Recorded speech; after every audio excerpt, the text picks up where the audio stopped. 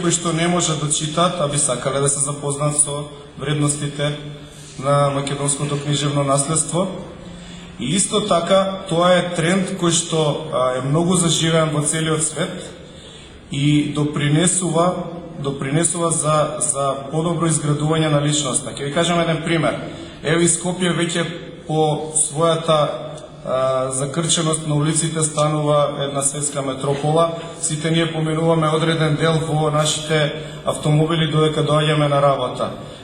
Би можеле сите во тој период, додека патуваат, додека поминуваат време, да не го губат во нервирање и расправање со другите совозачи, ами во слушање на вредностите, на поезијата и на културното наследство со кое што располагаме. Значи, аудио може би малку потешко ќе биде да се изработи овој проект, бидејќи ќе треба многу ангажман за да се прочита, но ќе има своја ефикасност, односно своја пронаоѓање кај групите кои што се со специјални потреби, но и кај секој друг кој што сака книгите да ги слуша наместо да ги чита.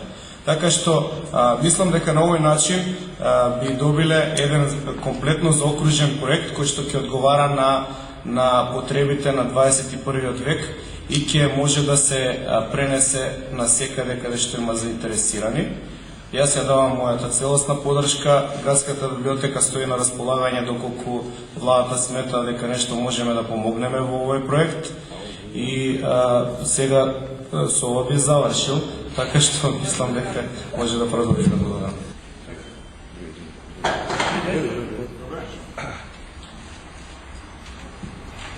Денеска сме поканети на дебата во библиотеката Братите Владиновци. Би сакал да им се заблагодарам на организаторите од групацијата Форум и на директорот Филип Петровски за оваа извонредна покана. Одамна во Македонија немало реална дебата за реална тема, така што денеска како представници на владата ние ќе уживаме во дебатата. И нашата цел е токму тоа, да ги услушнеме и поширокото мислење на стручната јавност, но се разбира и да се демократизира овој проект, не само во стручната јавност, туку и во општата јавност во Република Македонија.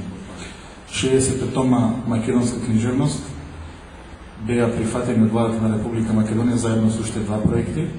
Вториот проект се однесуваше на проектот издание Нобеловци, односно во наредниот период, во наредните 2 години, да биде преведено уште едно дело од Нобеловците, кои што били од 1901 година добиле Нобелова награда за литература на македонски јазик, но и големиот проект поврзан со зголемувањето на фондот на стручната литература во Република Македонија, односно превод на околу 500 учебници од еминентни автори, пред се од врвните американски универзитети, затоа што тежиштето на научната мисла